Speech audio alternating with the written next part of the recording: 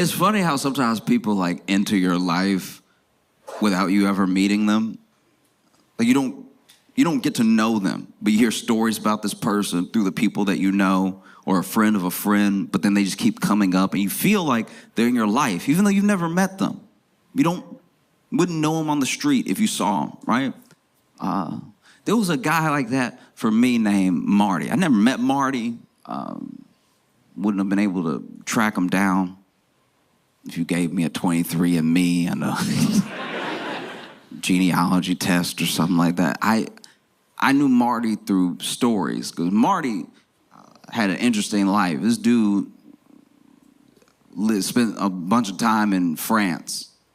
He was American born, lived in France for a long time, learned French super fluently, and apparently he told one of his friends, this is how I heard the story, that he dreamed in French.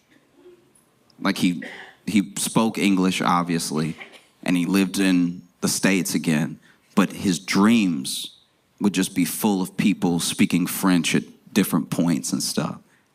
And it came up because here in the U.S., he met someone and they fell in love, but she was French. So went all the way to France, didn't meet anybody.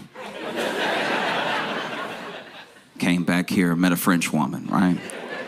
And there was a day where Marty, he basically, in a nutshell, forgot his girlfriend's birthday. It was their first year together, so we're still like been dating some months, but hanging out all the time and everything. I said my birthday. You're supposed to remember. That's part of the relationship quiz. And it kept seeming like maybe there was a surprise waiting or he was pretending to have forgotten or something. And then he went and took a nap. Yeah, not only did you forget my birthday, you napping in my face. And then I guess when she realized that he genuinely did forget, she woke him up. And she woke him up mad. And when she was mad, she'd go straight to French, right? Because she'd be so mad she wasn't putting it in English for him. And so he woke up to his girlfriend yelling at him in French. So he thought he was still dreaming. So wakes him up. Can't believe you forget my birthday. What's wrong with you? Are you out of your mind? You over here playing in my face all day? All in French. I'm paraphrasing. And then he was squinting, real tired, and was looking up at her and just wonders, I guess, to himself, am I having a dream right now? And so he casually, while she's yelling at him, puts his finger in her mouth.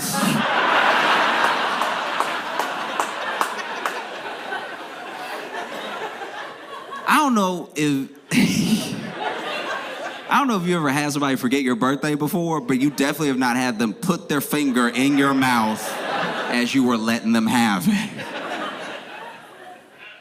And there was like felt like dozen funny stories like that about Marty. Marty was an interesting dude, and he just moved in different circles than me. Never met Marty or anything.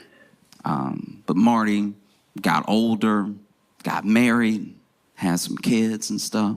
And then Marty got sick, and Marty had cancer. And, there were some treatments that they could try, but it wasn't looking good, and his insurance wasn't going to cover it, and he couldn't do it out of pocket, and Marty passed away. And it's crazy because one of the other things about Marty that people talked about was how he was like a good boss. It's sometimes hard to be a good boss because people don't like being bossed around. Like people don't enjoy someone telling them what to do, but somebody got to tell you what to do if we all work here.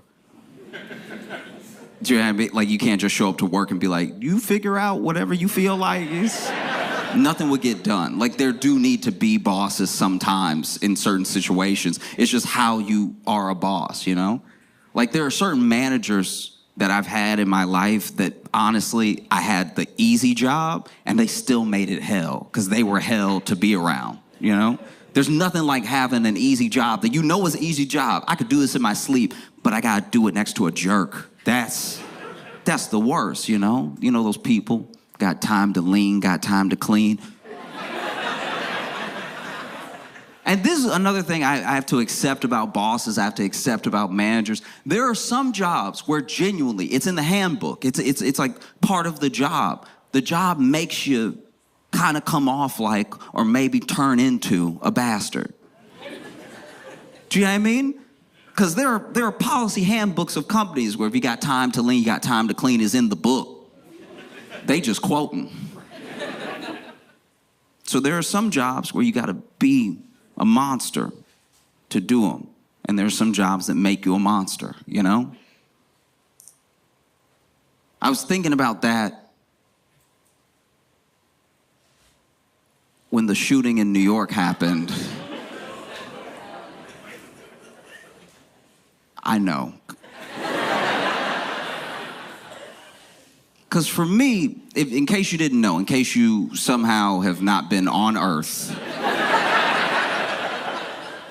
there was a shooting in New York. Basically, this dude walked up behind CEO of United Healthcare and he shot him several times and then he went off, right? But apparently he had been camped out there waiting. That dude walks past him. He goes pop, pop, pop, pop, pop, pop. And then he jumps on apparently a city bike, which is not advisable. And then he heads over to Central Park and disappeared into the night/day, because it was day. It was broad daylight, too. That's also what felt so insane about it happening. It happened during the day. You gotta understand, there's New York day things and New York night things. We usually keep the shootings after dark. And when it happened, it shook everything up. Everyone was obsessed. The news was obsessed. The news was obsessed when it happened. The news was like, finally, we have something to talk about that's not Trump. Oh, wow. What a day. So the news talked about it all day. The news talked about it nonstop. The news would even have people on to discuss it who clearly were just finding stuff out in the moment with us on the news. They would bring the expert on and then play the clip. And then the expert would watch the clip and be like, damn, it's like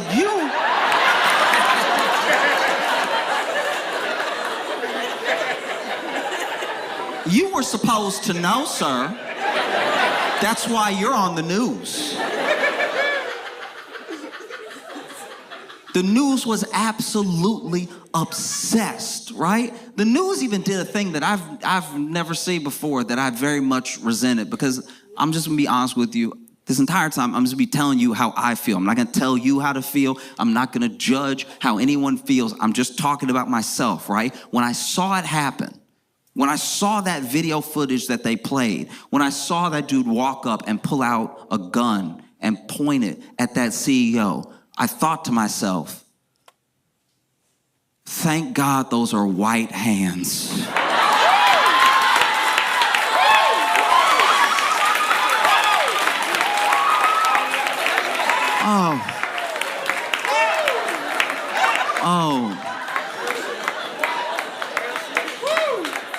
When I saw those lily white hands,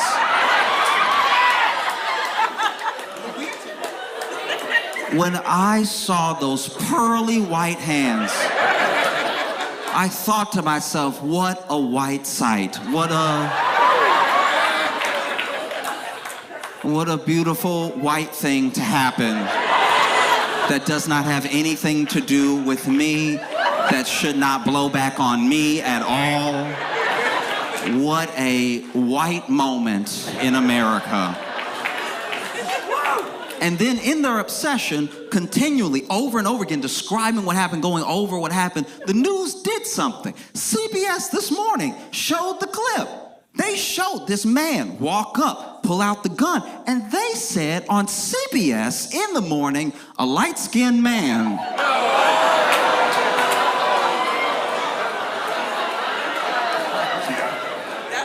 No.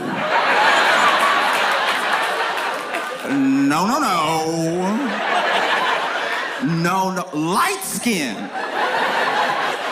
When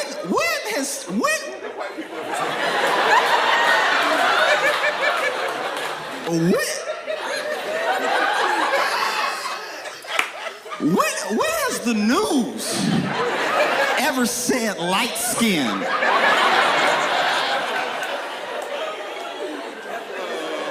What's next, CBS? Red bone?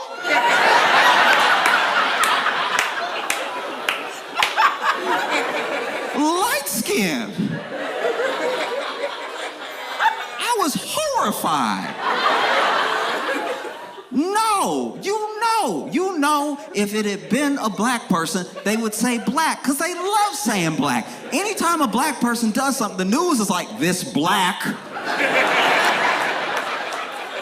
This black was last seen at the scene of the crime. You know this black. If you've seen this particular black, call this number so you can report him for his blackety-black crime. Guys, light skin.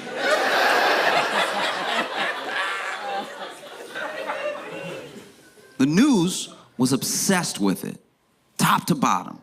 You could not watch anything else. I'm sure stuff was happening everywhere in the world, but you wouldn't know it. It just kept circling this one block in Manhattan, and people were obsessed with it. Us, were obsessed with it. It's all I heard people talking about. People who I know don't watch the news, people who I know don't really care about current events. Everybody was talking about it. Everybody was debating it on social, online. Everyone was talking about it. People were so obsessed that the backpack that the shooter was wearing sold out.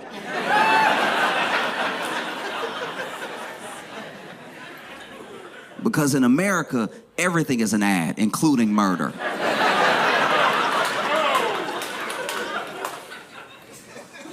People were so obsessed. You know, like those Timothy Chalamet lookalike contests they've been having in New York?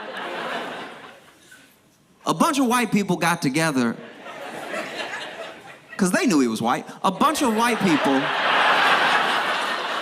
got together in the park and all dressed like the shooter and had a shooter lookalike contest. And it's been done in comedy before. I understand. It's a joke that's well worn. White people be like this. Black people be like this. But can I just say,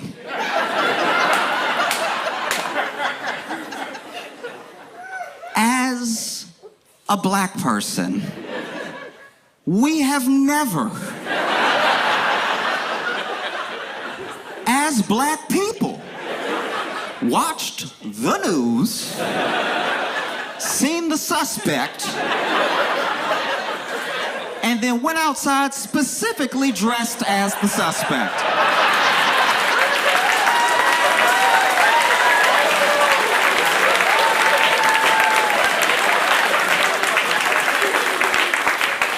We've never watched the morning, the 8 o'clock, the 10 o'clock, the midnight news and been like, oh, that's a good fit right there. Let me make sure I got it right. A red bandana. Okay, I need a red one. Right. That's just how you can tell being white is a different experience, because these white people racially profiled themselves for fun.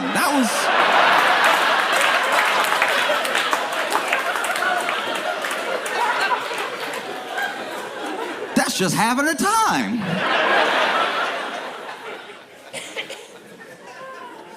So the news was obsessed, and people were obsessed, and CEOs were obsessed.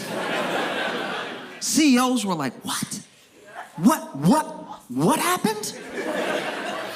Oh my God. Oh my God, are you serious? And they didn't know each other. Kids, he just did that in broad daylight to one of us. CEOs started making moves, man. CEOs of all the healthcare companies started taking down all of their profiles. All of their LinkedIns were just back to factory settings. And look, I need to be clear about something. I mean, you're gonna glean this off of me the entire time. I don't want anybody to die, right? I don't celebrate death in any way, right? But I will say, if you feel in the wake of this thing happening, like you have to scrub all mention of you, all knowledge of your existence off of the internet, then maybe, just maybe, take a look at how you do business, take a look at the person. Do you know what I mean?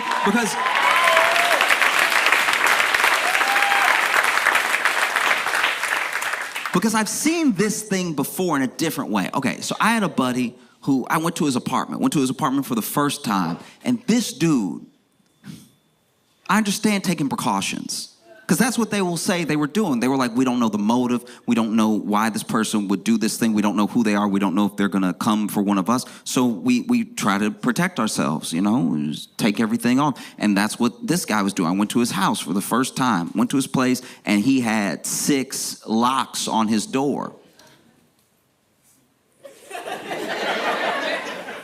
At 6 locks, something needs to change. At 6 locks, you either need to move or change your ways, all right? Because this dude had 6 locks. He was dealing a little bit of drugs and stuff, but I was like, 6 is, come on. What are you doing? It takes you a minute and a half to open the door. I can hear it. You hear chains, you hear all that stuff. You know?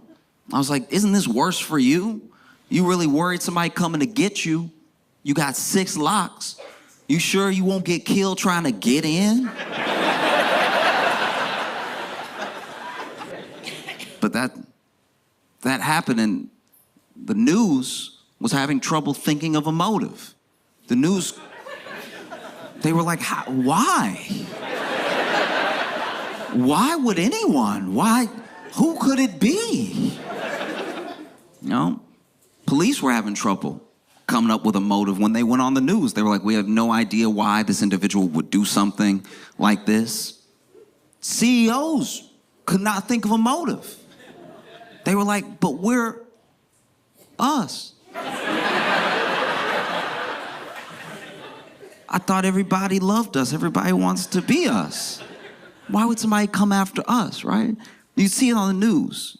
And this is also, I'm not gonna lie, this is how you can tell the news is owned by billionaires. Because the news was like this devastating, terrifying, harrowing attack in New York. And I'm not saying, look, a murder did take place. I'm not saying that it couldn't have been those listed as those things. I'm just saying you're the news.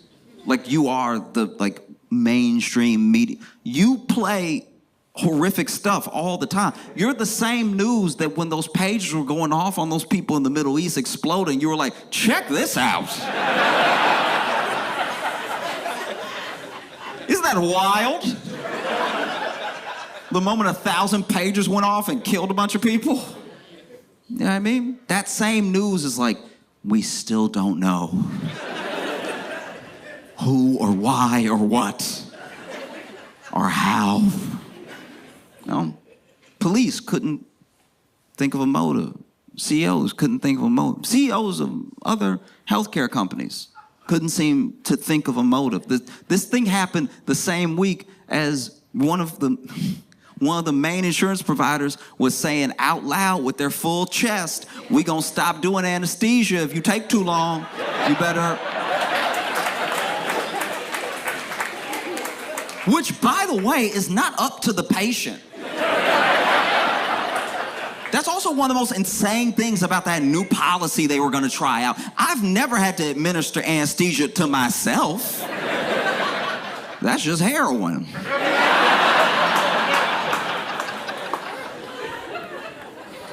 Yeah, if your surgery takes too long, it's not like they're there, by the way. It's not like they have to wait on you in the waiting room or something. If your surgery takes too long, we're going to charge extra to put you back under. If your surgery takes too long, we might not cover more anesthesia.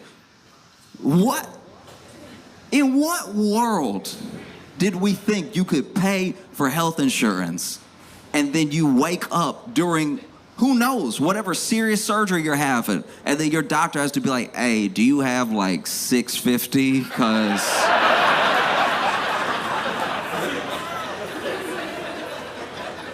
Because if not, I know you're a little groggy, but can you understand me right now? I know you're literally open, but can you understand what I'm saying? If you don't have it, that's okay. I got a stick. We can Civil War this right now. The stick is $20 though, so it's... Couldn't think of a motive, you know? And the CEOs as well, when you look at this guy, you look at this dude, I don't think anyone was ready. I don't think the news was ready. I don't think the police were ready. I don't think the rich were ready for how, like, on the shooter's side the public was. Do you know what I mean? Like, how absolutely, unequivocally on his side. Immediate. I didn't know it had happened and there were already jokes. Do you know what I mean? Immediately. You know? The people, I'm not going to say as a whole, because I'm not going to speak for everybody, but for the most part, were on the shooter's side. They don't know the motive. They don't know why he did this thing, but they were glad that it happened.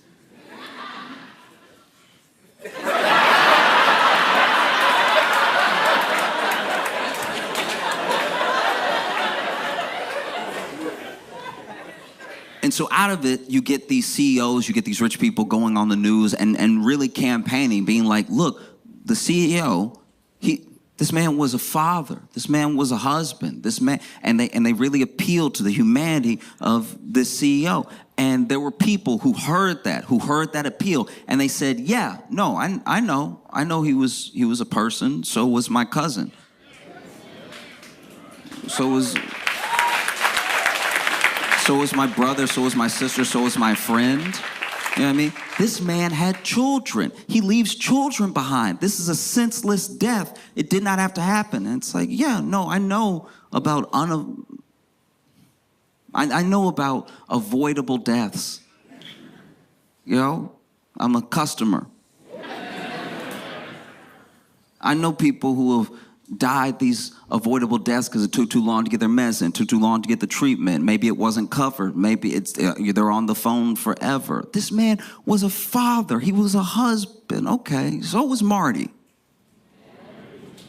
You know what I mean?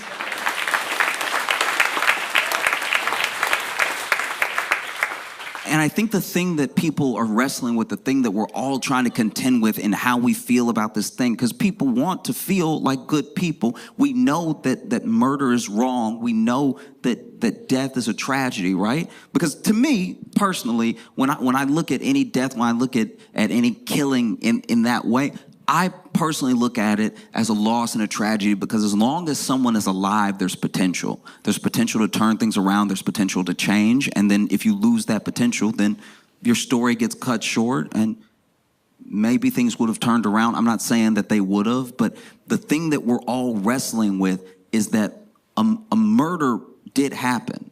Someone killed someone in cold blood. They just didn't kill an innocent man. Do you know what I mean? That's also what feels so conflicting about it. Like, a killer killed a killer. This dude was the CEO. A lot of people died under his watch, through his policy, through what United Health does. You know? There are a lot of people that are gone, and when you can When you can see an act happen in real time, it's very easy to look at it, be shocked by it, and call it murder. When you can spread all of the culpability, when you can spread all of the actions across thousands of individuals and a whole system, now somehow it's nobody's fault, you know? And like you look at someone like Brian Thompson, that CEO, that dude was to himself probably, I'm assuming, just good at his job. It's his job to make the company money. I don't know what CEO, outside of maybe like a gun manufacturer, wakes up and wants people to die. Like, I don't know. I don't know what CEO wakes up. These CEOs, they work 80-hour weeks and they don't see their families and everything, but they do it because of their obsession to succeed and to build up the company, to make the company successful, to give back to the shareholders, all the reasons they come up with. And if some people die along the way, then that sort of is what it is, right? But this dude, make no mistake, he was a killer. He was such a good killer that the company was like, damn, Brian. Damn, you cold-blooded. We need to make you CEO. Wow, you don't care. You don't care at all. Women, kids, you get them all. Wow, Brian. He got promoted the way a gang member becomes a leader, you know? You're the coldest one out here. You know? It's tough. It's really tough. It's hard. It's also hard because when you talk about it or whenever you're feeling what you're feeling, you don't want to. We're all human, but you don't want to lose your humanity. You know, like you don't want to get so spiteful that you lose some of yourself. You know, and so this dude, they're looking for him, and it's hard because the people are on his side. There's literally people dressing up as him, right? And I'm not gonna lie, I feel like some of the cops were even on his side because the cops were on a manhunt for him in Central Park and they weren't looking hard.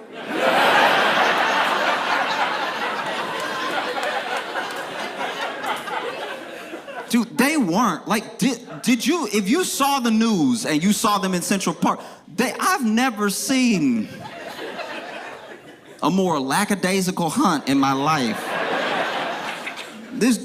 There were cops in Central Park. This is being shot. They see the camera and they know what's going on the news. And they were still like, he ain't in this bush.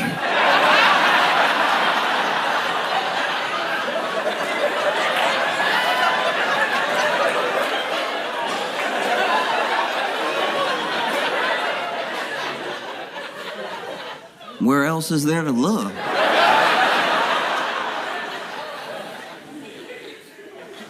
No.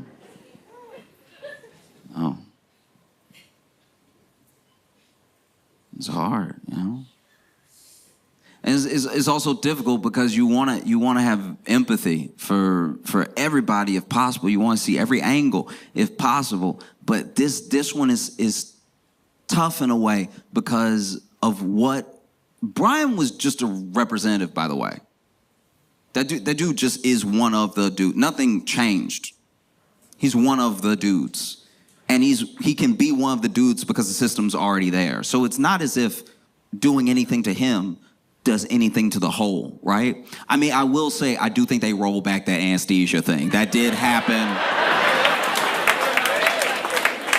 Maybe they'll go through with it later, but for the time being, it seemed like they were like, ooh, okay. You know? But he's allowed to be where he is, how he is, because of the system at play. A system, by the way, who didn't care about Brian either. Let's be honest about that. You know? Because that man was headed to a meeting when he was murdered. And investors still had the meeting. That's how it works. They were getting notifications on their phone that Brian was outside, and they were like, ugh, so the minutes. How's next quarter looking? I mean, that's why it's not worth it. You know? When you put like that much profit over the person, you were also lost in that thing, right? And I think that's a harrowing thing. I think for CEOs, that was like a terrifying moment, because it was the first time that they saw that we see them the way they see us. Do you know what I mean? That's gotta be scary. Because for them, make no mistake, for them, we're not clients, we're not consumers, we're not customers, we're not even users. None of the names that they put in their reports, none of the things that they say to their shareholders, we're numbers, we're an account number, we're this thing. Which is why when we go away, when we disappear, when we die, it doesn't really mean anything to them, because they never really saw us. And then the response to this shooter, this like overwhelming positive response on social. I'm not saying it was everybody, but a lot of people, it was kind of this wake-up call that we don't see them as people either, that's scary. That's a scary place to be in, you know? Because when you would see it on the news and the news described it, let's not mince words. It was a murder. The man was murdered. You know what I mean? And the news would describe it as if it was the singular event in history, this horrific crime that took place in the streets of New York in broad daylight, this harrowing attack. And I'm not saying that it wasn't. I'm just saying that the woman in the video with her coffee that got out of the way didn't spill.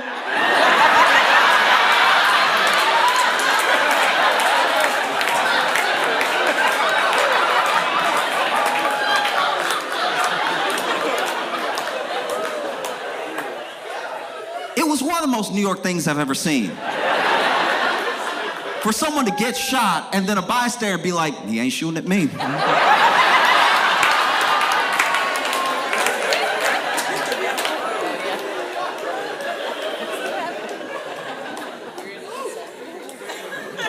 And so then they catch the shooter, right? And when they caught the shooter, I was at a coffee shop. And everyone got a notification on their phone. We weren't all talking to each other. Just different. You could see everybody was either already on their phone or pulling their phone, but I heard beeps. I heard all the little notification noises. And then in this coffee shop, I'm not even kidding, there was a collective, "Aw."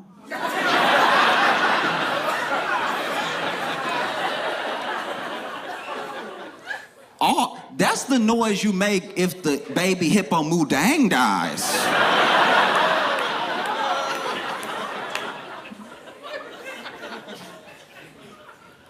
That was wild. Oh, yeah, they caught him in a McDonald's. And there was footage of him on the news later in that McDonald's eating a hash brown. And when I saw that, I was like, wait, he's eating a hash brown at McDonald's. He's eating McDonald's hash brown. So it had to be before 10:30.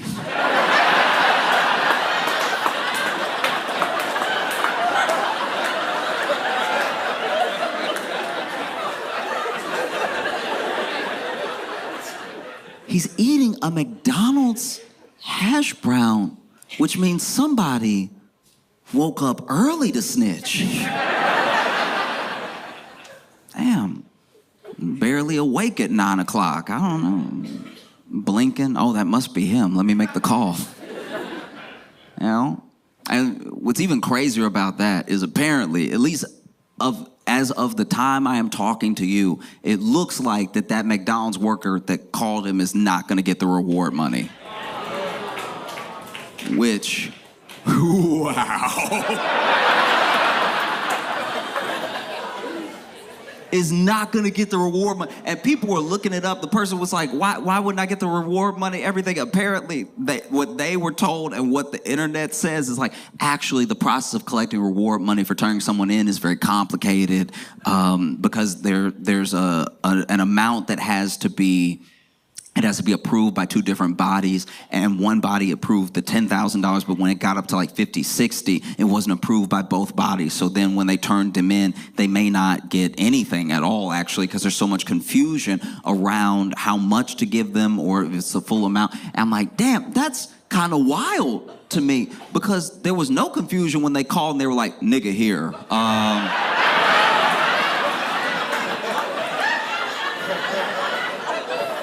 So y'all coming, or? That was very straightforward. There weren't any other things you needed to check before you came and picked them up, you know? That's why they in my opinion, they did it wrong, you know? If you're gonna call and you're gonna tell people that he's here, don't call the police right away. Get your money up. Call Blue Cross Blue Shield.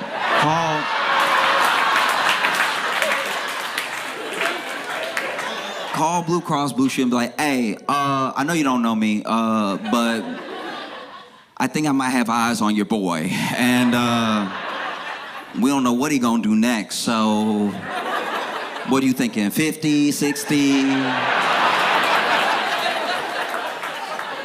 I'm just wondering how much he's worth to you, you know what I mean? Because I could make some other calls if you want. I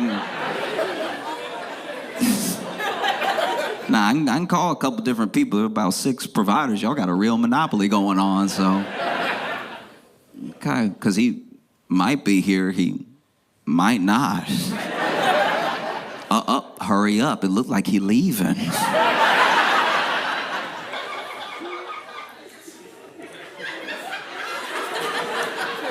I always thought it was very straightforward. You know, there's a reward out for a fugitive, and then you turn in the fugitive and you get the reward. That's how it happens in all the Westerns. You know what I mean? But then they're like, oh, no, actually, the FBI and the local police have to decide on an amount, and then there's like an arbitration process and everything. It's just so funny that, like, this whole thing happened, and then them trying to get their money just sounds like an insurance claim.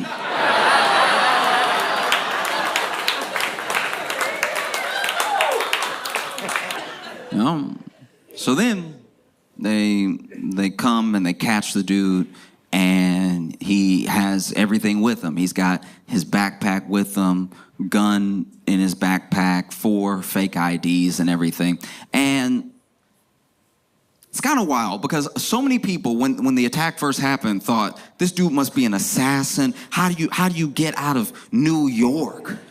This man was in Manhattan. He did a shooting, and now no one knows where to find him. In New York, a police state with surveillance everywhere. The man was on an island. And he got off, and they couldn't find him. He must be a genius. And then you find him at 10:02 in McDonald's in Altoona, Pennsylvania, with hash brown crumbs all over his face. And then people went from calling him a genius, like, oh, he's so dumb. He's the dumbest man that's ever lived. Look, I think all this proves is one thing. When you read history and you look back, some of these people, because there have been individuals out there saying, you say he's a killer, I say he's a freedom fighter. There are some people that think he's a revolutionary and everything. Let's just say this. This is proof that even when you read a history book, revolutionaries were just sort of figuring it out as they went. You know what I mean? I'm sure Che Guevara had his days where he was like, y'all, I don't know. Whatever y'all want to do, I guess.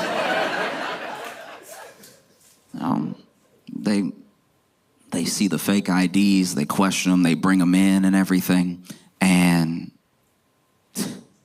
his name is Luigi Mangione, or Mangione, or Mangione.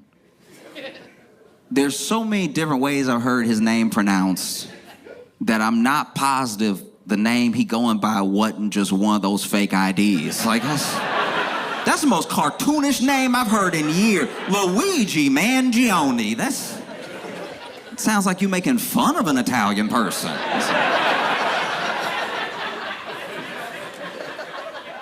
Luigi already wild. He don't even go by Luigi. And they put his picture all over the news and everything, and it turns out that he is very good looking. Like, just upsettingly good looking, almost objectively in a way. Like, crazy. Everything in its right place and everything's good. Strong eyebrows with a big smile and everything, and just all the pictures. Because you know when the news catch you, when the police catch you, they try to put up some, depending on who you are. This usually happens to black people, but it happens to white people once in a while too, where they try to find the craziest picture they can of you. And I think they tried, but it was tough work because he is a good-looking individual. Every picture looked good. He would just be with model rockets, looking like a model. Like, it was crazy. They take his mug shot, and the mug shot looked like a cologne ad. Like,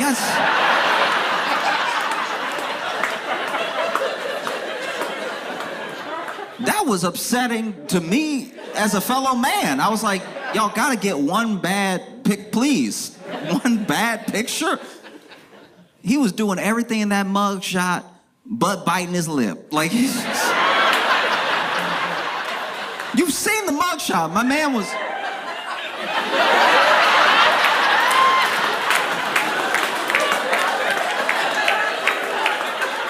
Mugshot's supposed to be simple. Mugshot's supposed to be your face and your profile. Your face and your profile. Your height. It's supposed to be very quick and easy, you know? This man was so good looking, they took extra mugshots. There's some that are like a little lower than him, where he looking down, like...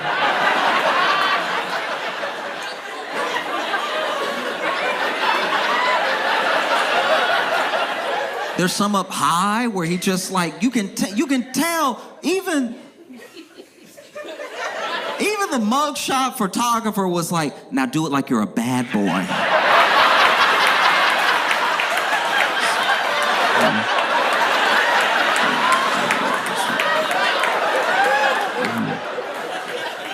They tried so hard to get a bad picture of him that they took stills from video.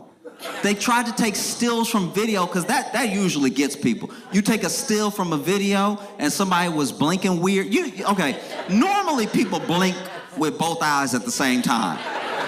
Every once in a while, like let's say you mid-yawn or something, or you're chewing, one eye might close before the other eye. And if you catch me in this moment, I look a little off, something going on with me. And now if you tell people I killed a bunch of people, you're like, I can see it. I can see it on... That's what the other eye is hiding, is secrets. That's why it's closed like that. Okay. They tried... This man was being led to the jailhouse through what looked like a tunnel, and he getting pushed by police through a tunnel, and he's screaming. And they took stills from that, and those still looked good. Good screaming. This man's getting pushed through the tunnel, yelling back at the media, going, ah, like just... I'll show you right now.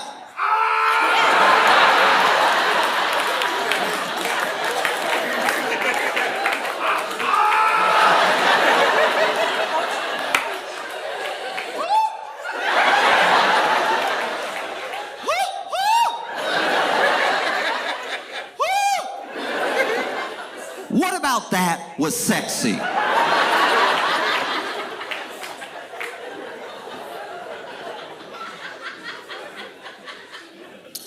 And people already thirst trapping me. We thought Ted Bundy got letters.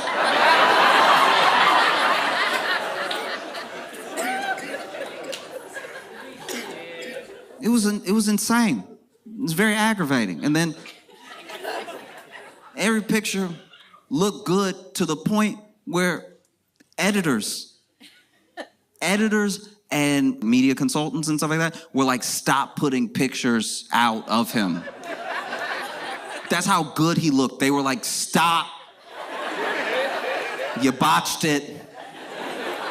don't put out another picture. And you could tell that the newspapers were getting aggravated because these newspapers and these media companies are owned by billionaires who are terrified right now of what's happening. And they see the public lauding this dude as a hero, and they're trying to get at least something. The cops literally had to tase this dude, so he pissed himself, so he took one bad photo. But even in that one, you're like, aw.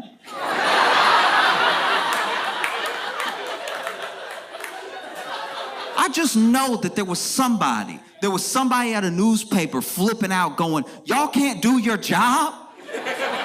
Y'all can't take one bad photo of this man? Everything gotta be in focus? You can't even make it blurry?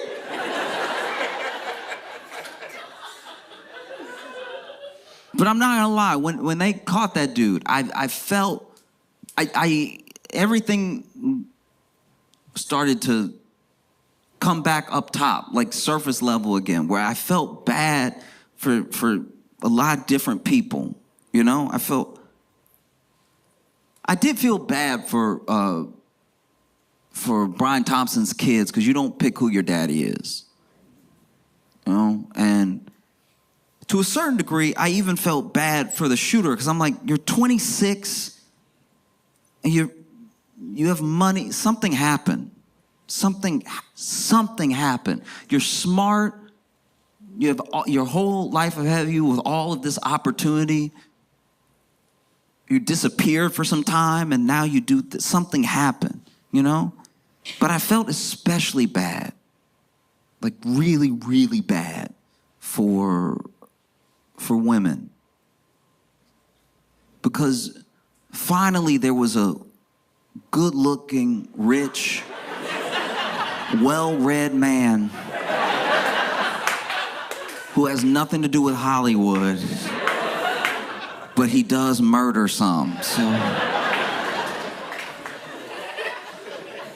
what I mean? I could just see somebody trying to defend him. Just women defend their men too hard sometimes. Just like, he just did one.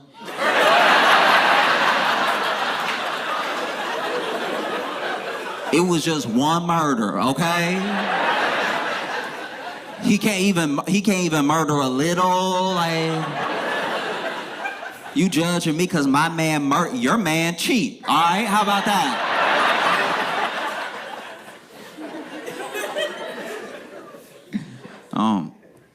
Felt bad for a lot of people when it happened, when it became like surface level real again. It wasn't just this like spy crime mystery thing. It was like back down to earth with real people. I also feel very bad for anybody else who got shot that day. It's New York. A lot of people get shot in New York every day. Imagine you get shot in New York. Ow, they got me, right? And you holding it. And let's say you're an artist. So you actually do your own police sketch of your shooter. And then you hobble your way over to the police station and you put it in front, like, look, that's exactly what he looked like. I had a lot of time to draw it. Can you go looking? And then the police look at you and be like, sorry, this other thing's sort of an all hands on deck. You know? But yeah, it's tough. It's tough because, you know, there was even a lot of talk about which CEOs in this whole thing were safe. Do you know what I mean? Because like healthcare CEOs were on high alert, but I'm not gonna lie, you know, Luigi, he went to Starbucks and then he did that murder and then he hopped on a city bike and he left New York and everything. If you the CEO of Starbucks, you gotta be like, oh, thank goodness.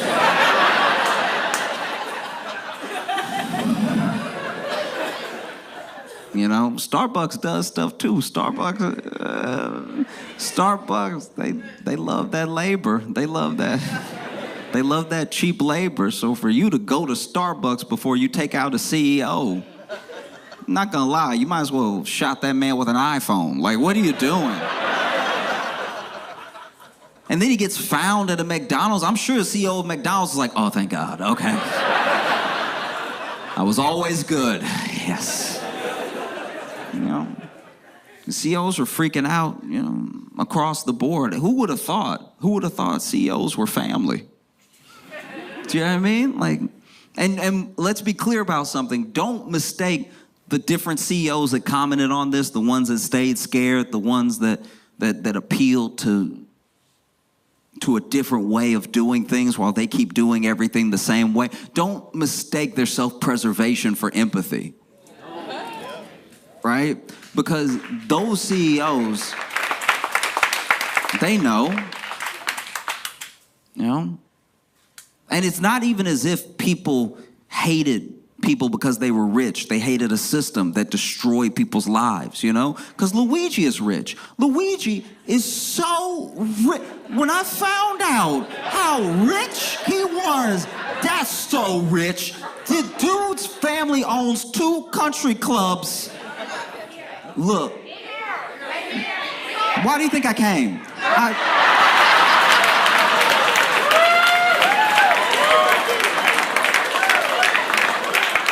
This dude's family owns 2 country clubs. This is just me outside looking in. I didn't even know you could own a country club. I thought it was owned by the country. I had no idea, because usually people don't put their name on the country club they own. It's not like it's Rick's Country Club. Like, that's crazy that Luigi's family had more money than the CEO, but then the CEO comes from like humble beginnings and has more money than Luigi does personally. And so it became this whole thing where some people started turning on Luigi and then rooting for the CEO. It was odd because people got too wrapped up in the money. But for me, it's not the money specifically. It wasn't about who's rich and who has more money than who. It was about a system that destroys people's lives, It was about the fact that some jobs make you a monster and there are some jobs you have to be a monster to do. You know what I mean? And so for me, I don't even care that Luigi is rich, because the people, right? The people that love that it happened, the people that didn't care that it happened, the people that just wanted some taste of revenge for how healthcare and health insurance has destroyed their life. We use healthcare and health insurance interchangeably, but I think you know what I mean, how these insurance companies take the good work of doctors, the good work of nurses, and they make it so it's inaccessible, And I think that the CEOs were scared, but let's be honest, not all CEOs were scared. I'm pretty sure the CEO of Ben & Jerry slept pretty good this entire time. Nobody was calling for all the CEOs. Nobody wanted to get Ben or Jerry. We were both very happy with those individuals. You also have a year where whistleblowers who try to stand up to power and a system, not just like one person, right? Because that's why I think a lot of CEOs don't understand, and why a lot of news media didn't understand about how the people feel, is that there were people who tried to do things the right way. They whistle blew, hey, this company is doing this thing. It's either putting your life in danger or it's stealing from you. And then all of a sudden, 2024 seemed to be the year of whistleblowers turning up dead. You know what I mean? Look at the Boeing whistleblower. That dude turns up dead when he's supposed to testify in the thing he already risked his life to do, and you're telling me he just mysteriously died in the parking lot of his hotel room that nobody knew he was staying at? Come on now. Come on. And then my man is blowing the whistle on a bunch of stuff we already know. He's like, the door gonna fly off. We heard.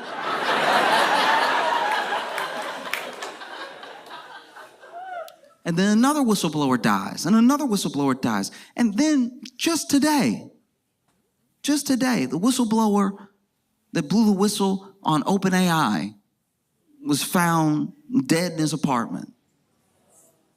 And so, yeah, I think that people, as in individuals just generally in the world, are scared. They're scared of what happens when you stand up to power. They're scared of what happens when you try to do what seems like the right thing, And these powerful people step in, and we don't know, but it looks pretty obvious what happens. And I think for me, at least to me, people, all of us, are like mirrors of each other. And right now, the mirror's like shattered a little bit. If you put up two mirrors next to each other, you make an infinite image, right? In both directions. But if you crack just one of the mirrors, you've cracked the whole infinite image, you know?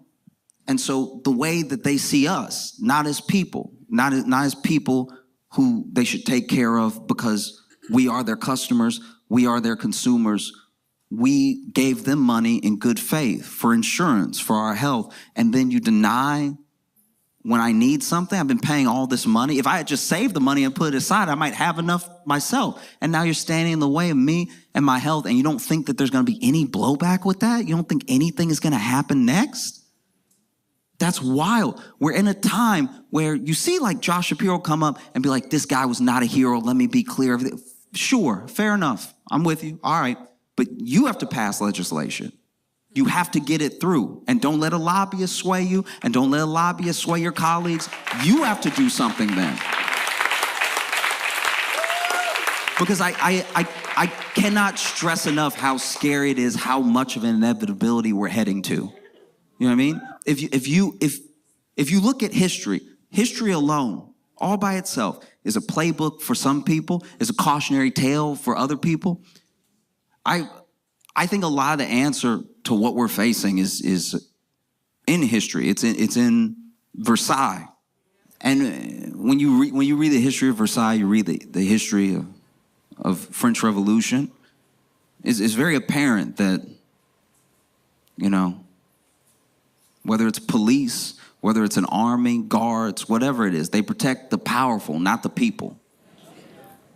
You know, and the only reason that the people won in the French Revolution, in my opinion, is because the army's guns took like a Seinfeld episode to reload. Like, say, yeah, you can probably get them up out of there real quick. Like you go to, I went to Versailles. I went there, and it is beautiful. It's a testament. It's a monument to like what people can accomplish. But it's all one man's wealth. You know, it's all for the king. But the gardens are beautiful. Inside is beautiful. The mirrors, everything. It's decadent. It's when I walked in, I was like, wow, I get how this can happen. I get how you could have everything in the world and you want to make something like this and it's still not enough. You want to add to it. You want to build more, build better. You see the king's bedroom. You see where Marie Antoinette, her, it's like you see so much. And then you walk through the thing and you also are like, oh yeah, I can also see how if you were hungry enough and you broke in here and you saw what they did, you would probably grab everybody.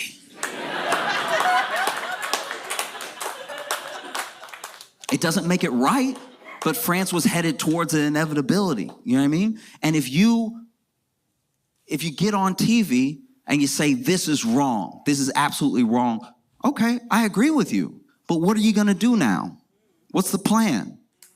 Like, politicians cannot afford to do nothing. CEOs cannot afford to do nothing. And the people cannot afford to do nothing. And if the last part scares you, you might be on the wrong side of history, you know? But that's a tough thing, too, because now there's a lot of people saying, like, all right, you got them, but good luck finding a jury. Good luck finding a jury that wasn't hurt by Brian Thompson. Yeah, that's a tough one. Because now, to me, all Luigi has to do is show up in court and be like, y'all, I tried to call and tell him I was crazy, but they kept me on hold for so long.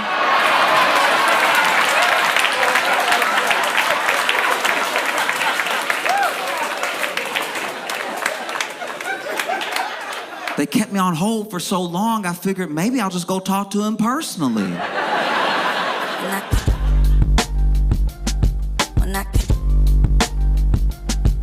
I